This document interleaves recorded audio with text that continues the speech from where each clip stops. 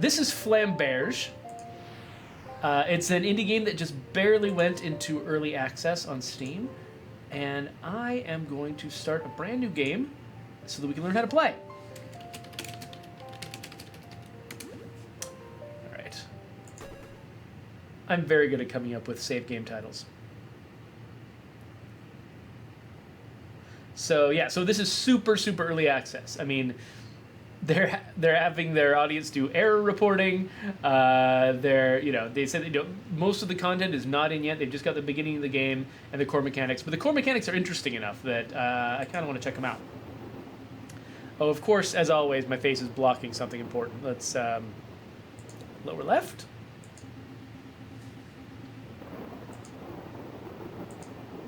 So many people buried away in their houses, sleeping through the storm. Something fierce has come ashore tonight.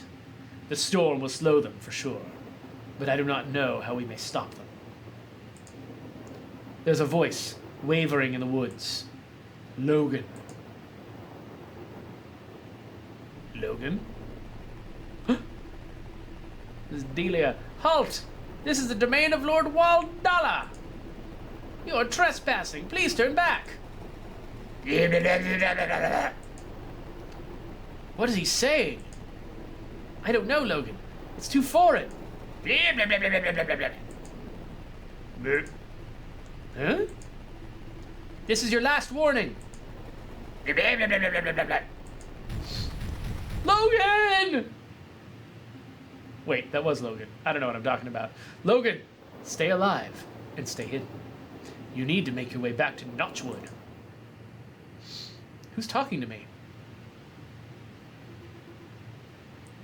Where am I? I hear a voice in the distance. Welcome to the Flamberge tutorial. This is the voice in the distance. Pan the camera around using Shift or Mouse 3. You can also zoom in and out. Set the zoom to your liking. All right, click the box. This tutorial, by the way, for a game that is so early in development, it's nice that they've got their tutorial set up. I mean, I guess if you're going to go into early access, you have to have random people able to play your game. But to see, clearly a lot of effort went into this tutorial. It's pretty, the system they've got here in place works pretty well. So, Flamberge has two phases, a planning phase and an execution phase, where it takes place. Let's start the planning phase. So, you move your guy by grabbing him and dragging him around. And then you hit execute, and he does what he said. I can't talk today. He does what you said that he should do. He ends up in the circle. And then what? Uh-oh, let's move into combat range of the enemy. And then select charge. And point yourself at the enemy. And execute. Doop-de-doop-de-doop-de-doo. Don't bind me, I'm just... Ah! Ah, I took him out. That's how you deal damage in Flamberge. Then we look at the flashing dots. So here's something interesting. So the enemy has got flashing dots pointed at from their feet. That means that they're going to attack. And you can actually tell who they're going to attack because if you grab your guy... they're not going to grab your guy yet. Hold on. Okay, so I got to defend. So I'm going to defend and then execute. So I defended myself. That was great. So now he's unable to attack for turn, so he's going to do something else. So notice he had red dots before. Now he has like greenish white dots. And so he's going to move, and I'm not sure exactly where he's going to go. So I need to use an alternate version of my attack that, like, basically I will try to attack in this direction, but if the enemy has moved a little bit within this circle, I'll adjust my aim to follow his movement. And take him out. So if I wanted to do more damage, so that is more accurate, but it's less damage. So if I want to do more damage, I can guess what direction he's going to move and try to aim accurately myself, but I have a strong chance of missing him and wasting my attack. So there's a lot of interesting sort of trade-offs you make in this game. There's a lot of back and forth between one move being available and another move being available, and then there's a lot of decisions about, you know, whether you want to sacrifice damage for accuracy.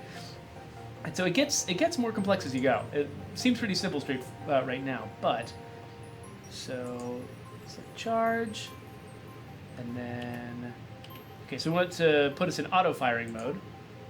So now if I execute that, if an enemy comes in from nowhere, I will still hit him. Haha! So again, so there's a spectrum, right, between let's see here, the manual version of my attack, where I will definitely go in exactly this direction and do the most damage, or the adjusted version, where I will definitely go. Well, I will go mostly in this direction unless the enemy moves within the circle. Then I'll readjust and do less damage. And then there's this version, where I'm going to attack just whoever goes into this circle, and that does the least damage. So for right now, this guy's about to attack me. So what I probably actually want to do is defend myself. So I'm just going to defend and execute. Haha! Take that, you jerk! And so now he's going to try to dodge me, but I don't think he's got enough time to get away from me, really. So I think I'm just going to try a manual attack straight at his face, and think he doesn't have enough time to get out of my way. Boom! But yeah, he just moved straight towards me. That was not a good move. Alright, I'm going to defend myself again. And then, yeah, again, he's got no room to get away from me. Boom. There we go. Hey there, Brain Vomit. Good to see ya.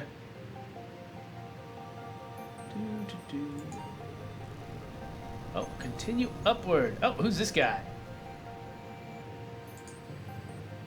So if I just run up there, I can just barely reach this person. Here we go. Doop-a-doop-doop-doop-doo. What? I love this tutorial. They keep just sort of throwing little random surprises at you. This is Arborine. What's about you, city boy? It's you. The militia. We were demolished. It appears so. We've got to make our way back to Notchwood. Logan's the name. Arborine. Alright, that's Arborine. Arborine. Arborine. What? It's a girl? It didn't look like a girl to me. Whatever. Okay. Alright, let's move over here. And then shoot. I don't think they're going to attack me. Are they going to escape yet? So let's shoot like that. Doop-a-doop-a-doop-a-doo. Shoot! Ha-ha! Uh-oh. They're going to attack me. So I got to move out of the way. Yeah, I get it. I get it. Here we go. Woohoo! I love that dodge move. Alright, so now we've got to... And I don't think they can get away in time. Let's go like that. Boom. There we are. Now the Fog of War moves and reveals we did not have to be shooting across the gap. Okay, let's get these guys kind of close to each other. So the thing that I like about this game, and you know, it's very early on, there's not a lot to judge it by, but I like the fact that, I mean, it's very similar to say, to like, what's it called, Frozen Synapse, and games like that I suck at. They took the basic concept of games like that, where it's, you know, you plan your move, the enemy plans their moves, and then you see how it turns out. And they made a couple changes. First of all, they made things like the layout and everything a lot simpler. There's a lot less worrying about exactly what cover you need, exactly what people can see. Those are concerns, but they're much simpler concerns to deal with. Usually just you're moving somebody out of view, moving them back into view. There's no like who can see around what corner by exactly how much. A lot of the precision that you need to worry about is just kind of gone. It's just very straightforward. Very, you know, and easy to control. And then they're also telegraphing the enemy's moves a lot more, which, you know, you would think would kind of get in the way, but actually, I mean, like, being able to sort of easily keep track of who has just attacked and needs to defend, who's just defended and is likely going to attack, like, knowing that stuff in advance makes me feel more like I'm solving a coherent, comprehensible puzzle than just sort of trying to guess at what the enemy's going to do. I kind of like losing the guesswork. It's actually something I noticed about the newer XCOM, XCOM 2. One thing that I don't like about it is that they actually allow save scumming. Like, not all the time, but like certain die rolls in the game are different every time you do them, which drives me crazy because the way that I like to play XCOM is when I have a disaster happen, I like to go back and then try to solve the puzzle of facing the exact same odds and the exact same problems, but trying to plan it in a way that it works out in my favor. And so the idea that the die rolls would be different every time drives me nuts, because I'm like, so I can never recreate the original situation and see what I could have done to survive it, like, which feels like the fun challenge to me. And so the thing I like about this is that they've taken out a lot of sort of the guesswork and the randomness, the things that are just random surprises. There's still some randomness, like I don't know exactly what direction these guys are going to move or exactly, what they're going to be able to do, but I know they're attacking.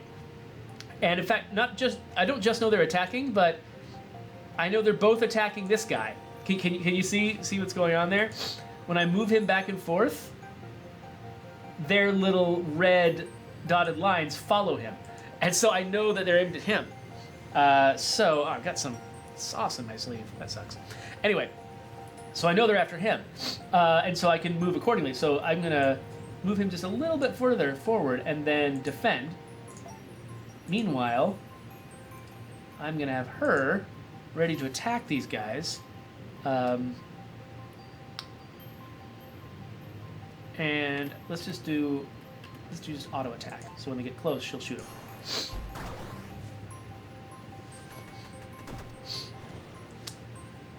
Okay, so he was defending himself, right? I'm not sure why his defense didn't seem to work. So I'm gonna have him move laterally relative to that guy, and then attack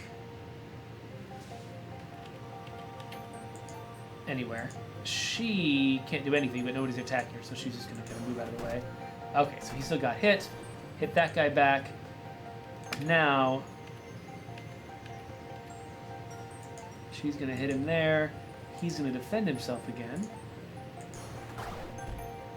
Oh, she shot too late. Dang. There we go, got him. This guy's hurt now, so I gotta kind of protect him a little bit.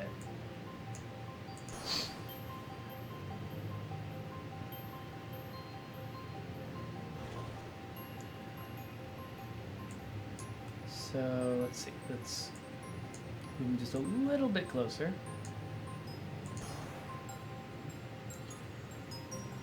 Then charge it. Oh, we just noticed somebody, so let's see. Okay, yeah, so he's going after her. So what that means is she should be prepared to dodge. Meanwhile, he has free reign to just run up and attack. So let's try to use his adjusted. So I think this guy's going to move closer so that he can shoot. So he'll be around here. Let's see how this goes. Okay, so he didn't have to move forward at all. Okay, but we were still able to adjust on him. That's good. Okay, so that guy has seen us now, and he's going to attack this dude. So let's move a little bit, because that guy's going to have to move a little bit too. And then defend, and then she's got to get a lot closer before she can attack. Well, let's see. If he gets close enough, then she can do it from there.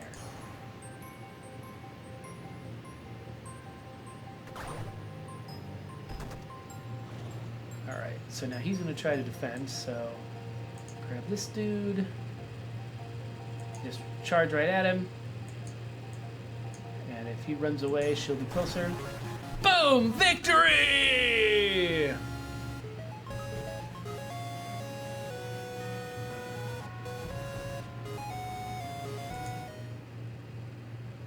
So Cloudcraft was guessing that as this game progresses further, because what you just saw was very simple, right? I have two characters. They have these abilities with cooldowns that sort of alternate. So you use one and then you use the other. And the decisions seem fairly straightforward. But as you add characters and add more enemies to the mix, and you have like some enemies attacking, some of them defending, moving in different directions, like they're able to sort of like spread out the complexity breadth-wise, because depth-wise they've kept it very straightforward and simple. So we'll head over to the abandoned tower.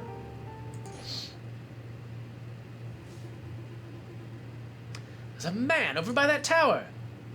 Is he sleeping? Okay, yeah, you know, it's these sideburns that are making it really difficult for me to understand that this is a woman. I mean, she looks like a male Civil War general. So it's just a you know, cultural touchstone there. Let's go over here, and I hear soldiers approaching. He's out cold. Hummel goes, Oi! We have company in the woods. Here comes company. Hello, company. Now what are we going to do? Okay. So neither of them can attack yet. Let's just both go after this guy first.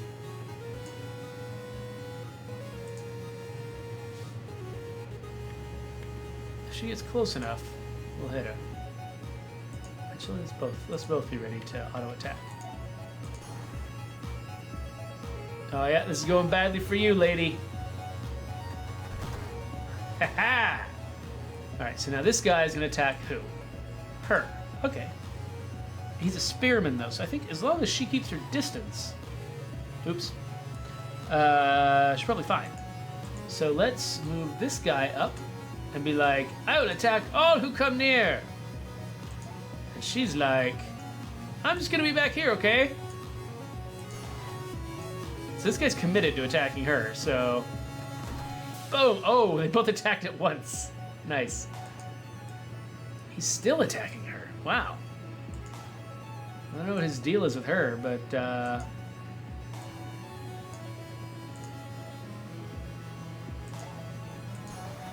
boom. That's right. Is this a fight I hear? Perhaps you could give us a hand? Undoubtedly. I can't decide if he has a red nose or if his nose has actually been cut off. And it's a scar. He's got like a Tyrion Lannister from the books type scar. Or if he's just a scarecrow with a painted on face. Hey there, Streamclocks. Oh, and Merrick.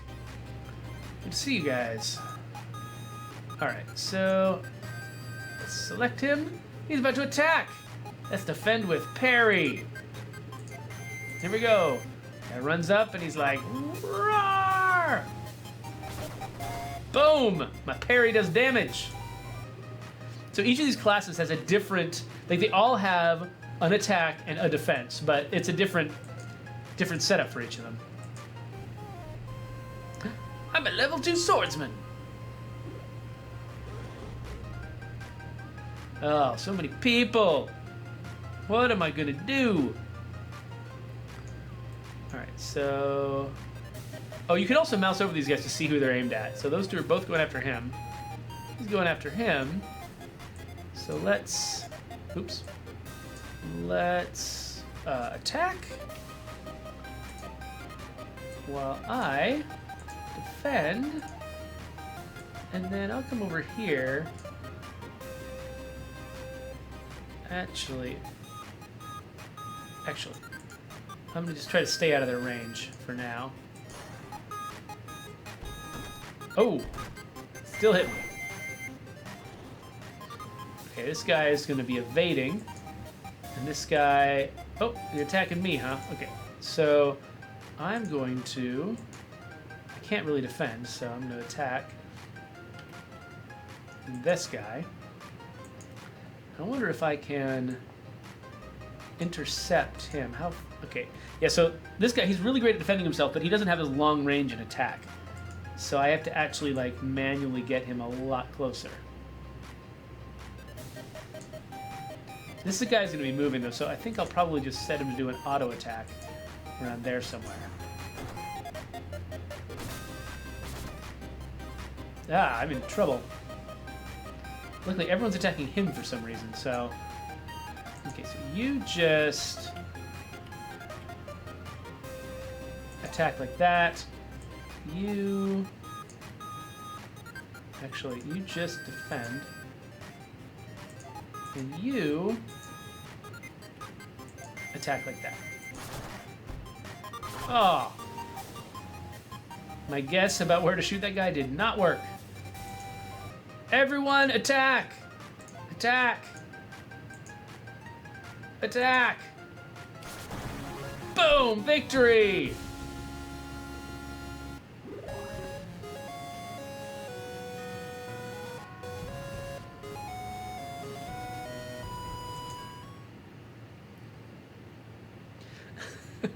Dan's making puns in the chat.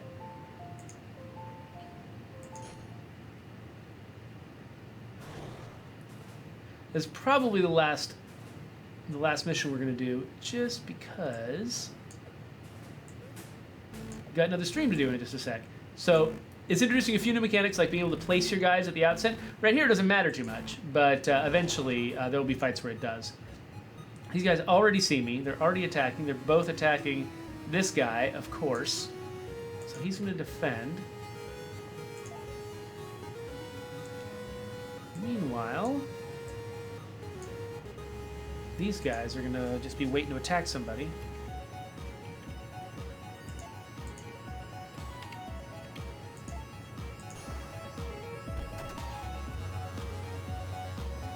They're just wiggling around. They don't know what to do. That's what I hoped would happen. So this guy is damaged. I think maybe because he hit the guy who was in the middle of attacking? I'm not sure. But let's definitely, everybody who can attack. That works. Only looked a little bit like an idiot, just sort of running into nowhere.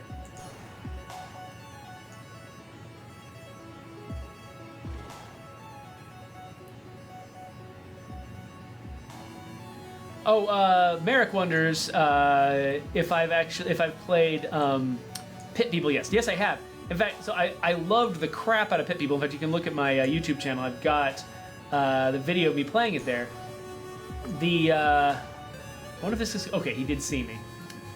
The problem is, much like this game, it goes through the beginning of the game, but then it runs out of content. And once I hit the point where I ran out of content, I was like, I kind of want to wait until all the content's there, because I have a strong tendency to get tired of games, and so, like, I want to not get myself tired of Pit People before the entire story is there, because the story, like, the way that they present things with the... Okay, let's deal with her. Like, the narrator and, the ridiculous bear, like, all of that stuff is some of the best stuff in the game, and the last thing I want to do is miss out on that because I got tired of the game, So...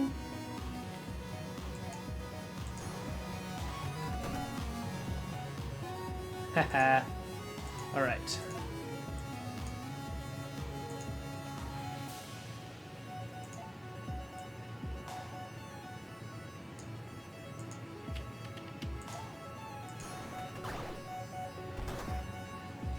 That was kind of like playing well. Yeah, America, I agree that Behemoth is the best.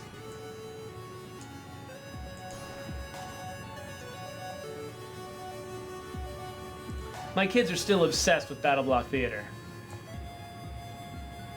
Okay, so it's not her that they're after. It's him.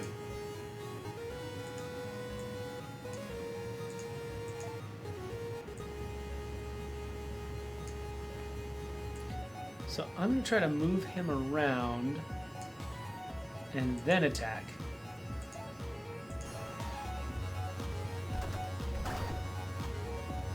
Oh, I thought, I missed this stuff. So one thing that Cloudcraft brought up yesterday is the fact that the lo-fi graphics make certain things difficult. Like, now if I mouse over him, I can tell he's an archer, but I didn't actually catch that early on.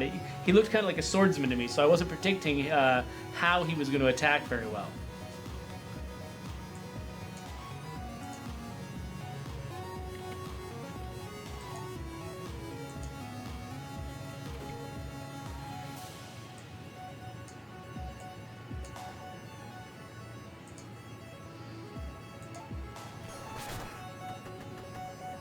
This guy always just overruns everybody.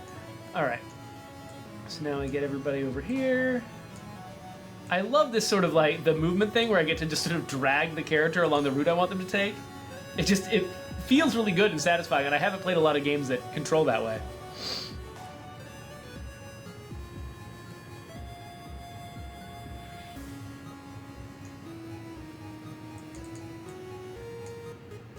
Yeah, Streamclass, you are correct. This game is very much like Frozen Synapse.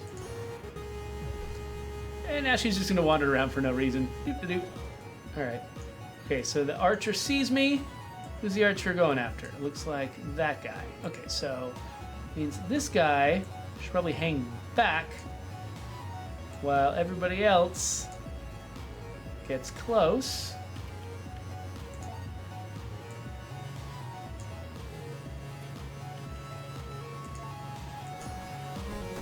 Ah! Just hit the wrong guy.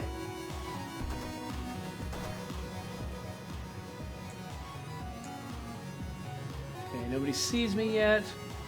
Some kind of something over... Oh, wait. Oh, somebody does see me. Aiming at her. And is he... He's an archer. Okay, so we're going to get a little bit closer, but then be immediately ready to dodge. Come over here. Oh, actually... I think this is a healing item.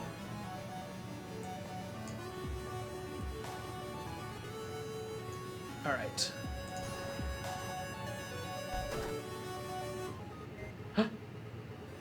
Vulnerary. We can equip it after battle is over. Okay, so. Now, if you back off, I gotcha. Actually, can I just shoot you from here? Let's do an adjusted shot. And then have that guy waiting in the wings. Boom! All this other movement is unnecessary.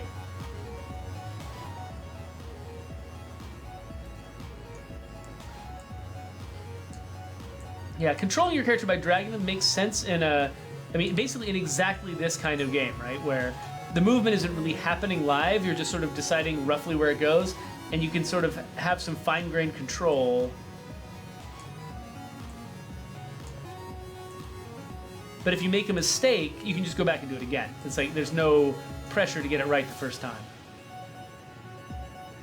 Because it's easy to make, you know, subtle mistakes and things like that. Okay, so he's attacking him.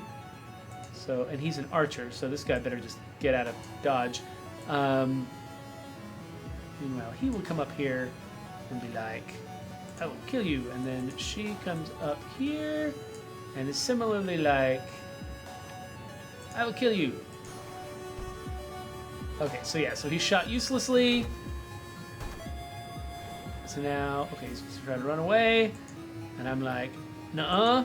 And she's like, whatever. And he's like, I'm coming over here. And there we go. Boom. Okay, so now he's attacking him. How dare you? So she's going to shoot him. He's just going to move laterally. That was not a very good laterally. Let's try that again. Oh, I'm hitting the edge. Oh, okay. Yeah, I don't have a lot of good options here.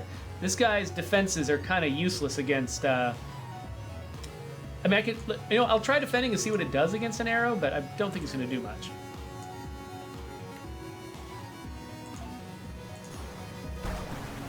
Victory! So explosive.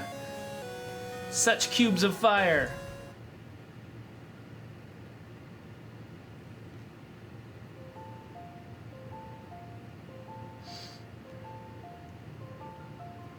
America points out that they like how my Xbox One account is in State of Decay right now. Yeah, we're about to do the State of Decay stream, and actually I'm about to quit here so that I can go do the State of Decay stream. So I'm all set up on the other side to get that done. So actually, you know what? I mean, this is Flamberge. I mean, there's some more content up ahead. The cottage has got a kind of a boss fight, a guy with a lot more health that you have to do a lot more back and forth with, and someone who actually defends himself. A lot of these enemies, their idea of defending themselves is just moving around, but you actually have to deal with a guy who's got defenses that are similar to yours.